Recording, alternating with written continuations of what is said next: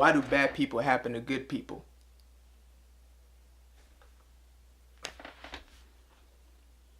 This is the Detox. Now, I'm not going to waste y'all time by going into some elaborate, meaningless, nonsense type of intro or anything like that. My bad. Now, when it comes to your self-growth, self-development, self-confidence, self-esteem, self-help, self-whatever, if you're progressing yourself from one point to the next, well, one of the most important things you have to look at is your environment. Now, what exactly is this environment? If we're talking about like 4,000 or 5,000 years ago, then the things that surrounded you were your actual environment, right? So let's say the weather might be something that dictates what you become, who you become, and why you do certain things. When it comes to this day and age, our environment are the people in our lives. And let's just say most of the time, we don't pick these people accordingly. See, most of the time we pick people from a different spectrum. We might pick some people because they make us feel good about ourselves. Then we may pick others because they look like something we might want to become. Most of the time, it's because they make us feel good about ourselves. Very, very seldom do we actually hang out with people that make us feel bad about ourselves, or people that are at a different stage of development because, well, they make us feel bad about ourselves. So, why do bad people happen to good people? Well, first of all, let me start by saying that bad people, I don't mean evil people, malicious people, whatever it may be. I just mean people that are bad for us. They may be bad for us at this certain time or point in our lives. So, that being said, who are these bad people and why do we let them in? Couple reasons. One, we're comfortable. We're used to having a certain group, a certain demographic of people within our circumference. So, well, we just go with it anyway, right? If you're used to having the ganja smokers, the cocaine sniffers, the drug dealers, the whatever around you, then you're most likely going to pick your next friend out of that exact category, right? You're probably not going to go from kicking with a cocaine dealer to kicking with a church camp counselor, you know what I mean? Unless they're the same person, but that's a story for another time. Now, the dangers of picking people out of this certain group that you're used to is, well, the fact that it cannot facilitate growth. I mean, growth only comes from a certain change. There has to be something that's different in your environment. So, go back 4,000 years ago. If we had just moved into the neighborhood and we knew that this was probably the safest place for right now, we will be here for a while. It's cool. We're chilling, eating berries out the trees, putting together little leaf blankets, little leaf drawers, you know what I mean? Leaf shirt, little leaf thong for the lady. But basically, we're cool. Until them lions move into the neighborhood. Once the lions move into the neighborhood, that forces a change. So, fast forward to today. We don't seem to recognize when we got the lions in the neighborhood. We don't seem to recognize when we are in need of a change because, well, we're so used to these people. We don't see them as such. We don't see them as a threat. We don't see them as predators. We just see them as homies and homegirls and friends and companions and partners and lovers and whatever it may be.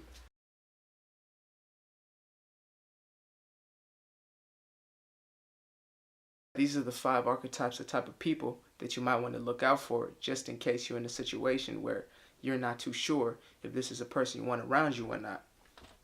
Number 1, the manipulator. That's why I get 30%. When can I start?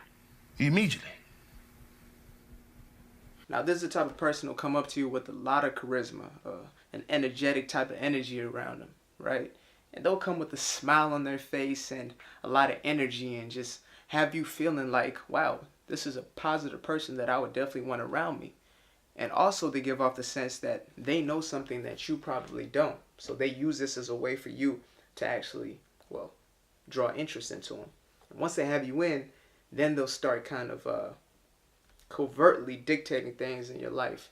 And unlike the power player, who I'm going to mention later, this one kind of uses more of their charismatic type of way to structure things. So they might suggest something like, instead of kicking it with those friends, why don't you kick it with them? Because honestly, they're way more fun. Them, you never have a good time. They always want to talk about, oh, what can we do to better this? And, oh, but they're so serious. Why don't you kick it with the fun crowd? That's a manipulator. Number 2, the needy. People tell me that I deserve better, but I don't want nobody else. I want you. Je suis à la babe. Now, this is a person who's going to come up to you in tears or whining or in a distressful type of situation, and they're going to cling on to you. Not as aggressively as later on in a relationship or a friendship, but they will come to you with a certain energy about them that they need your help. And of course, us being human beings, some of us being human beings, we like this thing called helping people. So automatically you feel drawn to this person. So they might come up to you asking for maybe a location of a certain place they're looking for, some kind of directions, even though they know exactly where they're going. And in this way, they'll have you feeling like you helped them in a situation. They'll thank you a million times over, ask you for your name, kind of get to know you a little bit. And from then on, there'll be more severe cases of this neediness. And before you know it,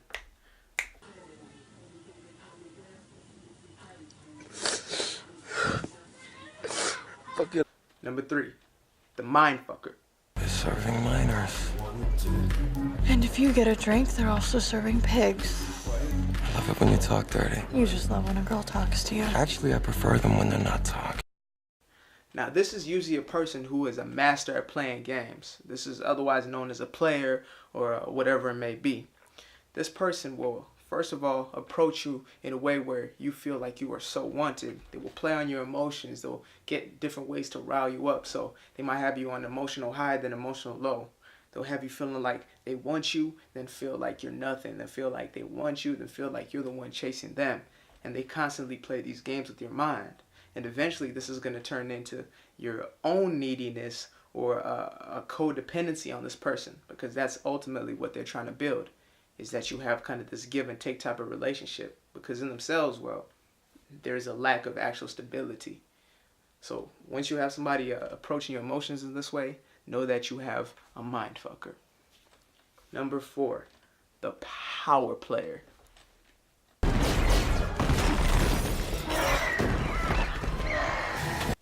Now, the power player is a little different than a manipulator because they're more assertive. They're not going to be covert about the way they actually approach you. They're going to say, listen, we're going to do this tonight. We're going to do that. Then this is going to happen. And at first, this is very attractive because, especially if it's a man approaching a woman, it's the alpha type of energy and mentality. So some people might go for this. And even people who are looking for leadership, they might go for this and say, you know what? They know what they want. But the danger with this is this person is actually trying to dictate power. They're trying to make sure that you understand that they are in a certain position where they have power over you. So at the end of the day, they're going to use the same power to leverage in a relationship. So whenever you're trying to at least be on the same playing field, they'll always make sure that you know that they are the ones in control, the power player. And last but not least, this is probably a cousin of yours, a friend of yours, mostly relatives. Sometimes you can find them in relationships. Wait, no. Often you can find them in relationships. The leech.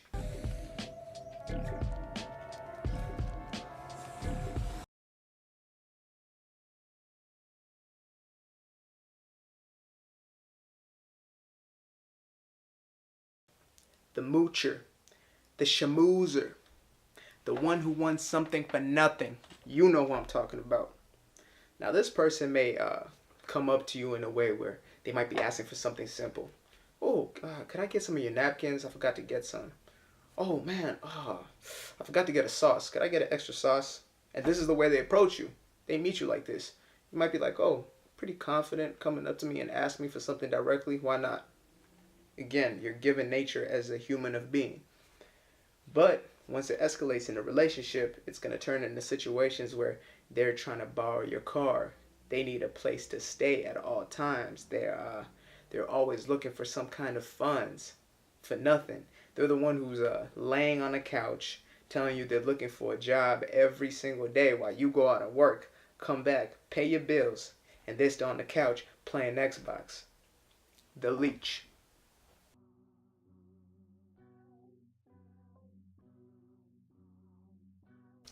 Now again, there's nothing inherently bad about quote-unquote bad people. It's just that they're not good for us. They might be good for somebody else who's trying to be in that place of stagnation. But for us, for where we're trying to go, for the detox, for the me-tox, it's a no-no. It's like, all right, you're putting together your green juice and you throw in a rare steak. That's what it's like throwing this person in your life. I hope y'all got some type of value out of that. Hope you come for the next little session of the detox or the me-tox or the we-tox or the whatever. And go to iMatter blog. That's iMatter.blog. For anybody who still reads out there or knows how to read, I think you'll take a liking to it. Peace.